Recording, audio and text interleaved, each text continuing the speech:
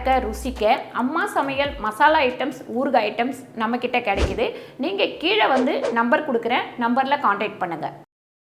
வணக்கம், நான் உங்கள் அம்மா சமையல் மீனாட்சி. இன்றைக்கி சூப்பரான இந்த மழை சீசனுக்கு தகுந்த மாதிரி ஒரு குழம்பு தான் வைக்க போகிறோம்.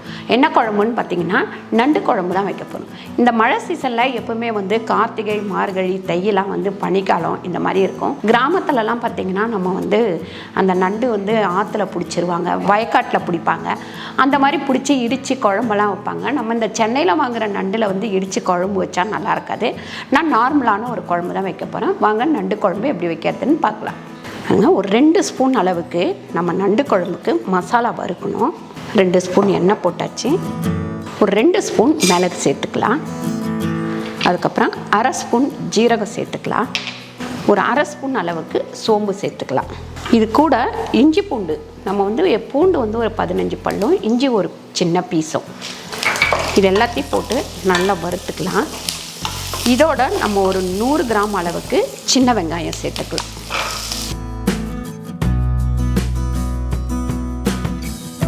பாருங்கள், இந்த மிளகு, ஜீரகம், சோம்பு, வெங்காயம் இதெல்லாம் வதங்கினவுடனே ஒரு தட்டில் எடுத்து கொட்டிடலாம். நல்லா ஆறினவுடனே அரைச்சி எடுத்துக்கலாம். பாருங்கள், இப்போ ஒரு 5 ஸ்பூன் அளவுக்கு எண்ணெய் போட்டுக்கலாம் இந்த கடாயிலேயே.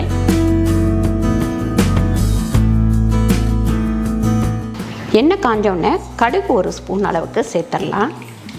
கடுகு நல்லா பொரிஞ்சோடனே மறுபடியும் சின்ன வெங்காயம் சின்ன சின்னதாக கட் பண்ணி வச்சுருக்கேன், அதை சேர்த்துக்கலாம். ஒரு 100 கிராம்.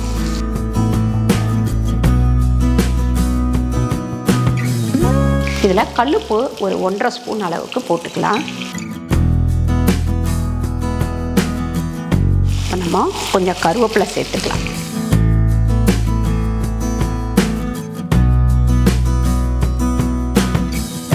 ஒரு 1/4 டீஸ்பூன் அளவுக்கு மஞ்சள்தூள் சேர்த்துக்கலாம்.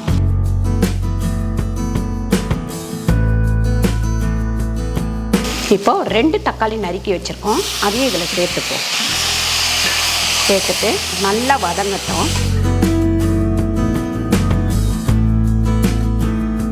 வறுத்து அரைச்ச இந்த மசாலாவை இதில் ஊற்றிடலாம்.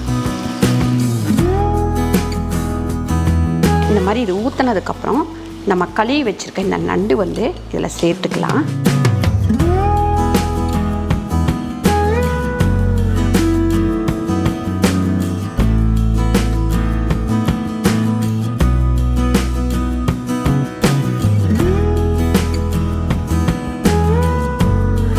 இதில் குழம்பு மிளகாத்தூள் வந்து ஒரு 3 ஸ்பூன் அளவுக்கு சேர்த்துக்கலாம்.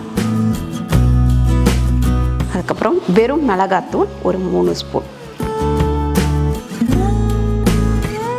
இது கொஞ்சம் காரசாரமாக இருக்கணும், அப்போ தான் நல்லது. நீங்கள் உங்களுக்கு காரம் கம்மியாக வேணும் அப்படின்னா நீங்கள் வெறும் மிளகாத்தூள் சேர்க்குறத கட் பண்ணிக்கோங்க. குழம்பு மிளகாத்தூள் மட்டும் சேர்த்துக்கோங்க. நல்லா ஒரு 75 கிராம் நான் வந்து புளி கரைச்சி எடுத்து வச்சுருக்கேன். அந்த புளி இதில் ஊற்றிடலாம்.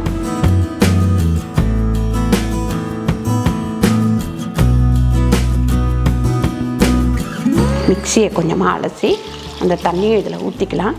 தேவைப்பட்டால் இன்னும் கொஞ்சம் தண்ணி சேர்த்துக்கலாம். இப்போ இதை மூடி வச்சு ஒரு 10 நிமிஷம் கொதிக்கணும். பாருங்கள், சூப்பராக நண்டு குழம்பு வந்து நல்லா கொதித்து இந்தளவுக்கு திக்காக இருந்தால் போதும். நமக்கு ரொம்ப திக்காகணும் அப்படின்னு சொல்லிட்டு கிடையாது. பாருங்கள், நண்டு குழம்பு ரெடி ஆயிடுச்சு. இப்போ ஆஃப் பண்ணிவிடுவோம். ஆஃப் பண்ணிவிட்டு வேறு ஒரு பாத்திரத்தில் ஊற்றிக்கலாம்.